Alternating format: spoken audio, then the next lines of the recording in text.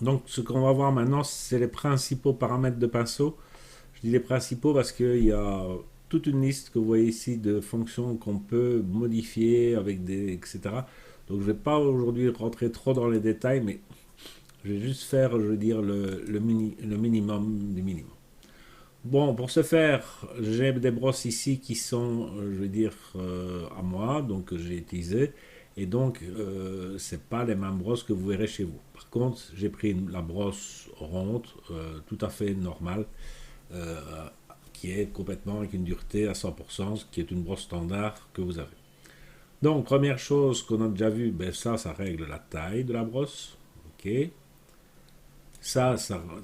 On a vu, ça règle l'angle ou la manière que l'angle se fait. D'accord. Donc, je vais la remettre à 0. Ok. La dureté, je vais la mettre à 0 dans ce cas-ci. Et le pas, c'est le nombre de points qu'on fait pour définir la ligne. Donc, ça veut dire que si maintenant j'essaie de tracer comme ça, au lieu d'avoir un trait qui est plein quand je suis là, là j'ai un trait plein parce qu'en fait c'est plein de petits points qui se sont additionnés à un côté de l'autre. Et donc, ça me donne une impression d'un trait plein, mais en fait ce sont tous des points et qu'on peut plus ou moins espacer. Ok. CTRL A, delete. Donc je vais en effacer ce que j'ai fait. Ensuite, on va aller voir dans la dynamique de la forme. Alors, ici, je vais demander qu'on varie la taille. Donc, des plus gros, des plus petits. Le contrôle, je le désactive. Je définis un diamètre minimum, je veux dire de 27%. Et je demande aussi une variation de l'angle et une variation de l'arrondi.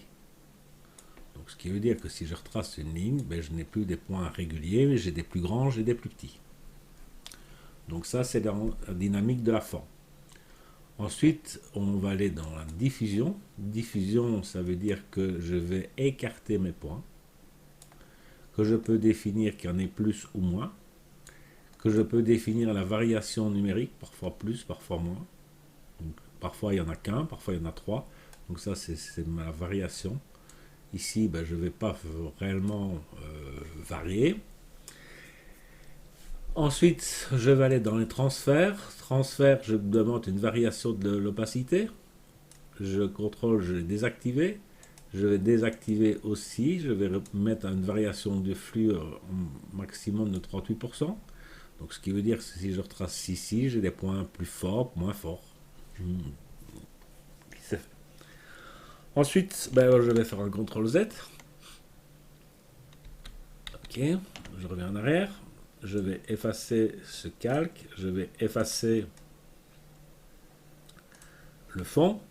Et donc, si maintenant je prends, je vais dire, je vais intervertir le blanc, je vais intervertir,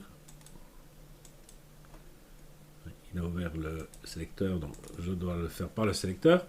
Je vais intervertir, donc j'ai des points blancs, je vais mettre une variation, et je peux, je suis à 61%, je vais le mettre à 100%. Voilà, je peux rajouter des flocons de neige dans mon image de manière aléatoire, des plus gros, des plus petits, etc. etc. Donc c'est une manière de faire un pinceau. Si réellement on a besoin de ce pinceau, on peut aller dans les propriétés ici et faire un nouveau pinceau, donner un nom et on aura sauvegardé ce pinceau avec l'option neige. Et comme ça, chaque fois que vous avez besoin de pinceau de neige, ben, vous allez chercher ce pinceau. Donc ça, c'est les plus grosses options. Il y en a encore beaucoup, beaucoup.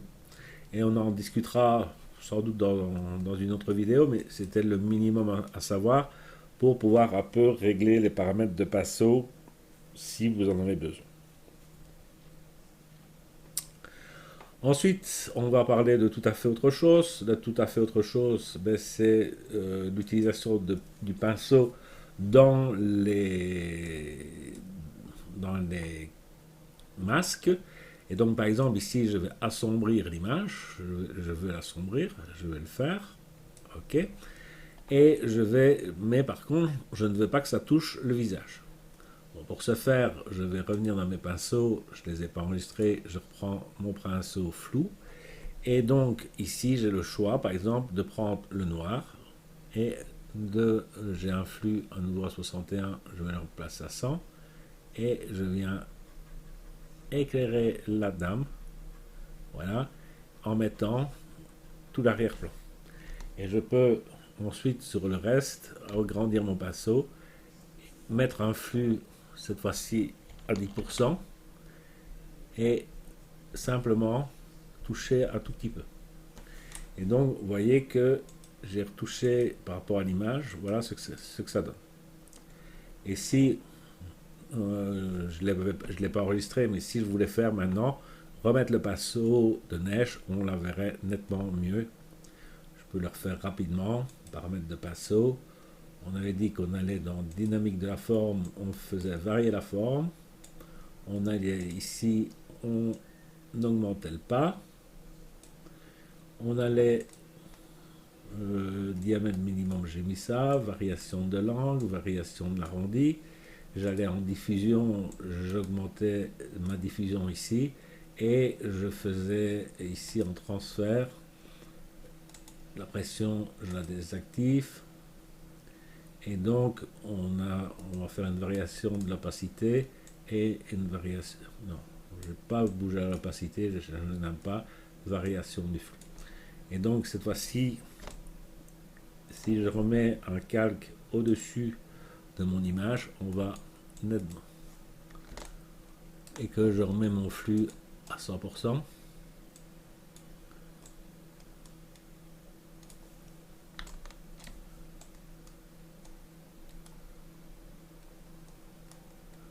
Je sais créer beaucoup plus de points de neige, etc. Et de manière un peu totalement aléatoire.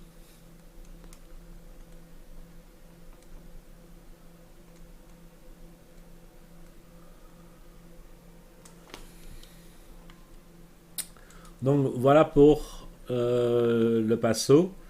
Donc pinceau qu'on utilise évidemment dans les pour colorier carrément une image ou pour indiquer certaines choses.